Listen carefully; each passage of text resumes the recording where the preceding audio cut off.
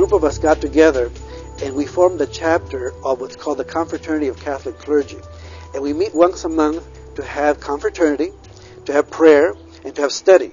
So basically we get together, we study a document of the Church, an encyclical of the Holy Father, for instance. We're now going through Deus Caritas Est from Pope Benedict. Then we have a holy hour with the Blessed Sacrament. During that time we have confessions, we have the Rosary, we have benediction. Then we have an hour discussion. We bring up every kind of pastoral difficulty that there is, and we have a round table discussion, and it's a free-for-all, everybody talking about what they're doing. And then we have Vespers, and then we all go out to dinner. And in the summertime, if we have time, we'll go out to a movie. So that we have all those components of prayer, fraternity, and study, and we come together. And that's how we're able to support each other and to really build each other up. Tonight, as it happens, I'm hosting a priest dinner. We're going to have about 13 or 14 priests for dinner tonight. And I just thought, it's a Feast of St. Joseph. He is the patron of the Universal Church. And we live in Holy Family Parish. I thought, good, let's have a dinner for priests. So I told the pastor, and we got the cook to come in, and we're going to have a big dinner for priests. And it's just a time where, it's going to be late at night because we all have a busy Sunday schedule. But we get together, we share and have a few laughs and enjoy each other's companies. And we recognize that we're not in this by ourselves. We are in this together as that great brotherhood of priests. And that's why I would encourage every priest to reach out to the other priests in his area. We may be of different ages and even different nationalities and even different points of view, but we share the priesthood of Jesus Christ. And that's what binds us together as one.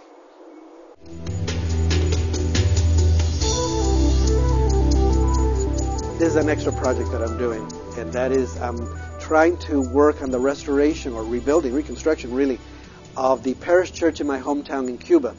I come from a little town in the countryside named Guira de Melena, outside of Havana. And when one of the recent hurricanes came through there, it actually went right through that town and just did devastating damage. And the parish church is the oldest building in town. It's almost 200 years old.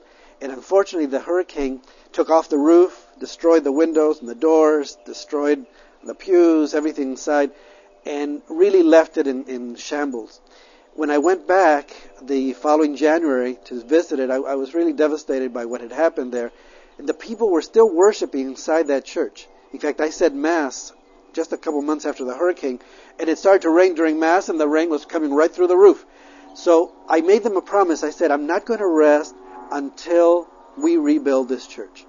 And when I came back to the United States, I just started talking to a few friends, and we started,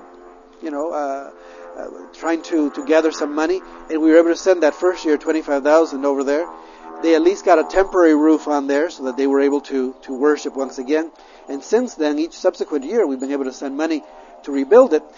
And it's strange the way God works, but had the hurricane not happened and the church not been destroyed that way, I probably would have had a very hard time trying to gather funds to really rebuild and restore that church. With the hurricane, people recognized the tremendous need, and so they were much more generous. And so I ended up actually being able to gather a lot more money to be able to reconstruct the church completely. And so, God willing, it's going to end up being much more beautiful and much more complete than it was even before the hurricane. So that's one of the projects that I'm working on in my spare time.